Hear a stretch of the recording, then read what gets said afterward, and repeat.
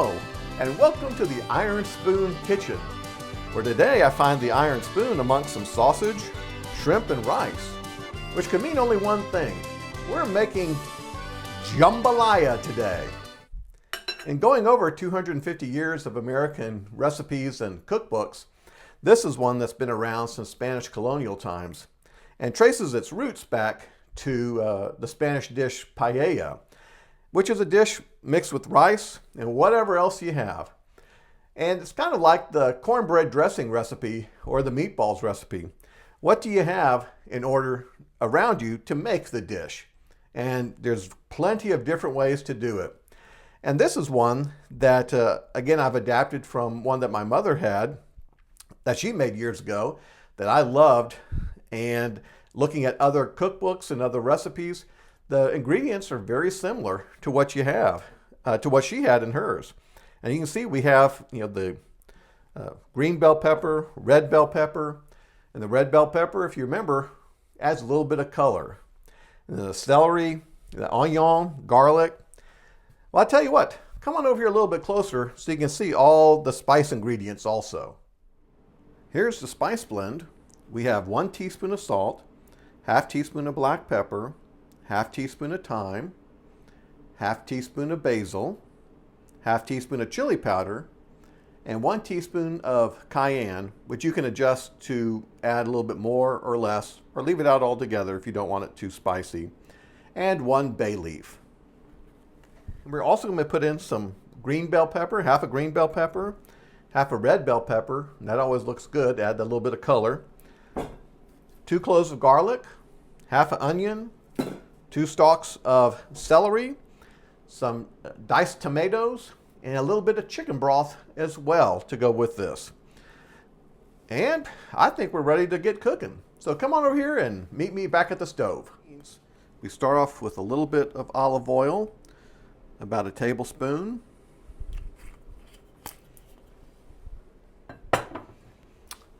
And we're going to start off cooking our onion. Get the fire going. Let's get all that in there.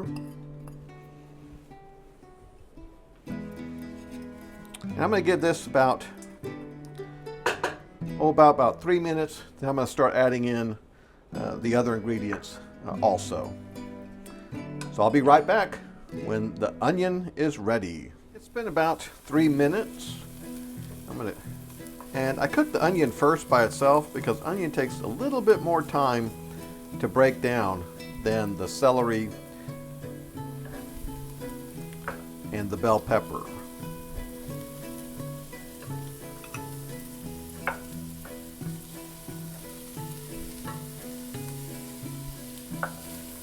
We're gonna mix that around for a bit, for just probably a couple of minutes, and I'll be right back.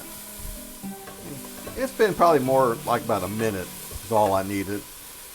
Now I'm going to add in the sausage, and this is just a pork and beef sausage. That's a local one here. You can put in whatever you like. It's a smoked sausage. A lot of people like in this to put in andouille sausage, and it's just another sausage. It's still a good dish without andouille.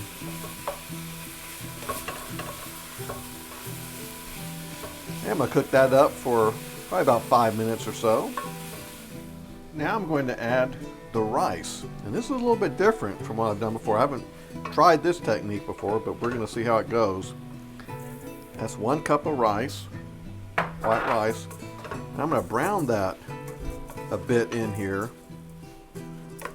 At least that's what one of the recipes I saw said. So we'll see if it actually gets brown. It's been about 3 minutes. I don't know if you can see that the rice is getting a little bit brown in there, or toasted. I am having to scrape the bottom to make sure it doesn't stick. But in a way that gets all the flavor out. So I think 3 minutes instead of 5 minutes is adequate. I'm going to add the garlic.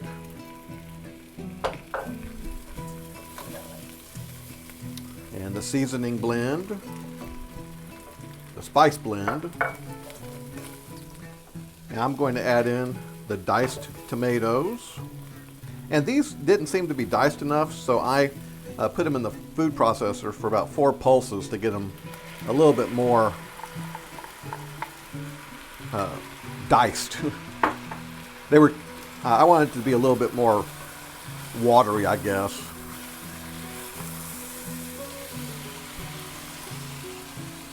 And now 2 cups of chicken broth. And I'm still scraping the bottom here. And I'm going to cover this and bring it to a boil. And let's see if it's boiling. Ooh, it is boiling. Okay. Now we'll put the shrimp in, but oh, I put the shrimp back in the larder. Just a second. Just a second. Yeah, it's not too loud. It's, you know, pretty loud, but not too bad.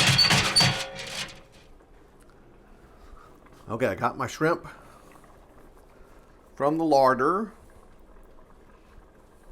Well, let me close that real quick. There we go. And these are large shrimp.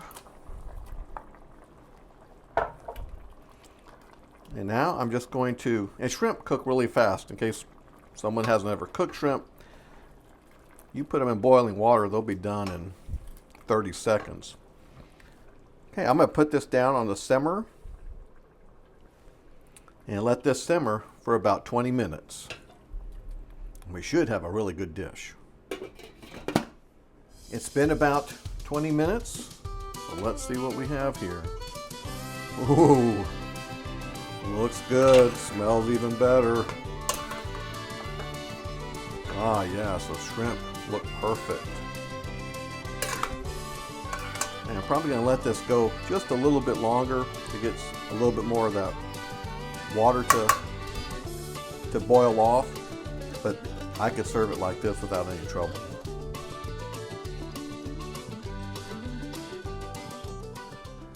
Success! Oh, well, I'm just going to dig into this right now. I can't wait.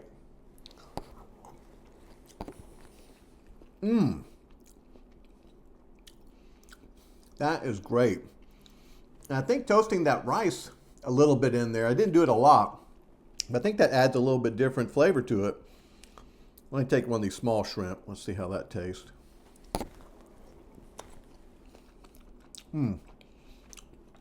Perfect.